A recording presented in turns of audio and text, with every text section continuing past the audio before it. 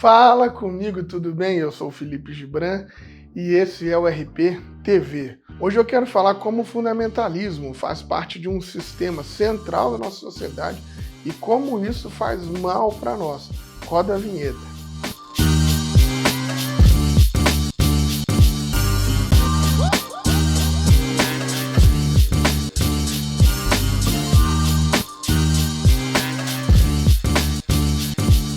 Nós já fizemos um vídeo aqui explicando o fundamentalismo, como ele nasce, o que é isso, falando sobre as igrejas dos Estados Unidos, né, principalmente a presbiteriana no século passado. Então, se você não sabe bem o que é fundamentalismo, vale a pena fazer a pesquisa desse vídeo aí.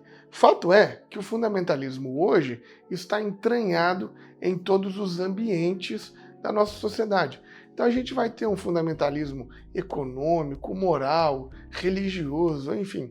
Em todo momento esse fundamentalismo está. Porque o capitalismo se assenhora do fundamentalismo e fazendo com esse fundamentalismo uma justificativa para políticas de morte, de exclusão, que mantém o status quo e privilegia uma minoria em detrimento do restante. E como é que a gente percebe isso? Bom, aqui no nosso ambiente religioso, a gente percebe que o fundamentalismo se desenvolve de várias maneiras, mas principalmente tirando a nossa capacidade de interpretar, tirando a nossa capacidade de pensar. Por quê? A partir de uma lógica de interpretação, de pensamento, de uma lógica de uma consciência crítica, é que nós vamos intervir no nosso tempo e nosso espaço. E o fundamentalismo vai na contramão disso, justamente para tirar de nós a capacidade crítica e tirar de nós a possibilidade de intervir. Afinal de contas, intervir é também mudar a situação, é também diminuir as injustiças, é também perceber que é preciso fazer um novo mundo. O fundamentalismo, cheio de fake news e cheio de mentiras, vai dizendo para nós então que a gente não precisa de pensar. Não precisa de pensar, não precisa de interpretar nada, faz essa leitura de maneira literal, está aqui um sistema, uma perspectiva sistemática da teologia, que basta você aplicar, Deus é isso, Trindade é aquilo, salvação é isso, quer dizer, a gente passa a ser um aplicador de teologias sistemáticas, mas nós, o povo, a gente não faz mais uma reflexão sobre o que acontece, não faz mais uma reflexão sobre o nosso ambiente. E assim a gente vai ficando, assim como o tempo do povo da Bíblia, como ovelhas sem pastor. Pessoas perdidas que não são capazes de fazer uma reflexão sobre a fé, sobre a espiritualidade, sobre aquilo que acreditam, porque o fundamentalismo interrompeu a nossa capacidade de pensar, de interpretar e de agir no momento em que vivemos. Por isso que talvez nesse momento a gente veja tantas pessoas falando uma série de bobagens com o nome de Deus e justificando isso pela Bíblia, como por exemplo gente justificando ser armamentista, gente justificando bandido bom e bandido morto, gente justificando uma série de violências a partir da lógica do texto bíblico. Por quê? Não tem mais a capacidade de refletir, de criticar, de pensar, de interpretar o texto. Só são reprodutores de um sistema, de uma categoria sistemática de pensamento e organizado que mantém essas políticas de morte, de exclusão. No tempo do povo da Bíblia não foi diferente. Por isso eles resgatam uma memória bonita lá no livro do 1 Samuel, quando já não tinha mais palavra, quando já não tinha mais visões, ou seja, o fundamentalismo tira de nós a capacidade de pensar, tira de nós a capacidade de sonhar, tira de nós a capacidade de ter expectativas, tira de nós a capacidade de ter uma visão, uma expectativa de um novo mundo. Então, quando isso aconteceu, quando não havia mais sonhos, quando não havia mais esperança, quando não havia mais palavra de Deus, quando não havia mais visões, porque o fundamentalismo tinha castrado toda essa perspectiva do povo, fazendo o povo estar ali perdido, simplesmente pensando na sua luta, simplesmente pensando na sua vida diária, sem fazer uma reflexão das melhoras possíveis. Para que haja um novo mundo, nesse momento o livro lá de 1 Samuel diz que há uma resistência, que há um momento de resistência proporcionado por uma mulher e por uma criança, Ana e Samuel. A profecia, os profetas, eles não acontecem porque um homem está registrando e escrevendo as suas profecias, não. A profecia acontece porque uma mulher e uma criança resolvem resistir nesse momento onde tudo já era acabado, onde já não tinha mais sonhos. E por quê? O texto bíblico vai dizer para a gente que Samuel, desde a infância, via que lá no templo os sacerdotes, né, estavam fazendo de tudo para surrupiar o povo. Os sacerdotes vinham, quando o povo vinha trazer suas ofertas, o povo trazia as ofertas que eram comidas, carnes, verduras, legumes, traziam as suas panelas. Os sacerdotes vinham com os garfos e antes mesmo do povo chegar, já garfavam a oferta do povo. Antes mesmo do povo colocar ali no altar para fazer o sacrifício, os sacerdotes já garfavam as ofertas para o próprio benefício.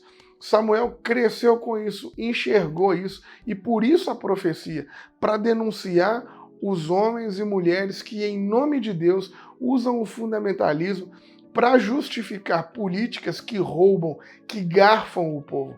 É nesse momento, então, que surge a profecia em contraponto de um fundamentalismo. Não esse fundamentalismo técnico lá do século passado, que a gente fala no vídeo anterior, lá dos Estados Unidos, mas esse fundamentalismo mais amplo, como a ausência de reflexão, como a falta de interpretação. Esse fundamentalismo como uma forma de domínio da consciência do povo. Para que o povo pudesse ser explorado, foi utilizado o recurso do fundamentalismo religioso para que então o povo não tivesse reflexão e aceitasse de bom grado ser garfado, ser roubado pelos sacerdotes que representavam inclusive o Estado. O momento em que nós vivemos no nosso país não é muito diferente. Nós temos homens e mulheres que, em nome de Deus, fazem políticas de morte, como a reforma da Previdência, como a gente teve agora a reforma trabalhista, como querem fazer a reforma tributária. E são homens e mulheres que, em nome de Deus, usam do fundamentalismo, retiram de nós a capacidade de pensar, fazem perseguições dos setores da sociedade onde se pode formar uma consciência crítica, como, por exemplo, a escola. Os professores se tornaram inimigos da nação, os professores se tornaram inimigos do povo brasileiro, né? Inventaram uma história de escola sem partido, de mamadeira de piroca, que a gente nem sabe o que é isso, mas para quê? Para perseguir, para tirar a interpretação, para tirar a consciência crítica do ambiente de formação dos alunos escolar.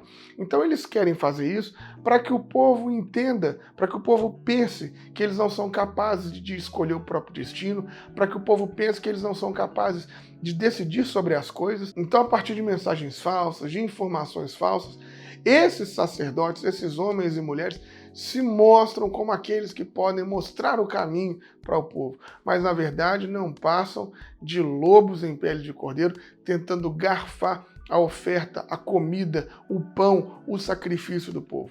Nós precisamos de entender que essa sociedade fundamentalista onde nós vivemos, ela é anticristo, ela vai contra o projeto de Jesus e ela só serve para justificar a manutenção das desigualdades. Elas só servem para justificar a exploração do povo, seja pelos sacerdotes, seja pelo Estado, seja pelos empresários. Enfim, nós somos aquele povo da Bíblia, da leitura popular. Nós somos os homens e mulheres cuja nós não perdemos a interpretação do texto, nós não perdemos a capacidade de fazer hermenêutica, não perdemos a capacidade de fazer uma boa exegese. Nós não estamos aqui procurando fórmulas nem teologias sistemáticas para responder de maneira simples os demasiados e complexos problemas da vida. Nós somos homens e mulheres que queremos ler, interpretar o texto, a vida, o momento em que vivemos, para que assim possamos agir produzindo um mundo melhor, produzindo um local melhor, que é esse local do reino de Deus. Por isso é muito importante que você e eu nos levantemos como profetas, nos levantemos como profecias, para dizer que é chegado o momento em que não se garfa mais os direitos dos povos. É chegado o momento em que não dá mais para garfar a comida de quem é pobre, para garfar a comida do povo, porque nós estamos interpretando o texto, porque nós não somos fundamentalistas, porque nós, inclusive, estamos combatendo o fundamentalismo, dizendo que é possível, sim, uma leitura aberta, horizontal, dialogal, por todo mundo, uma leitura crítica, não só do nosso ambiente religioso, mas também do fundamentalismo econômico, moral.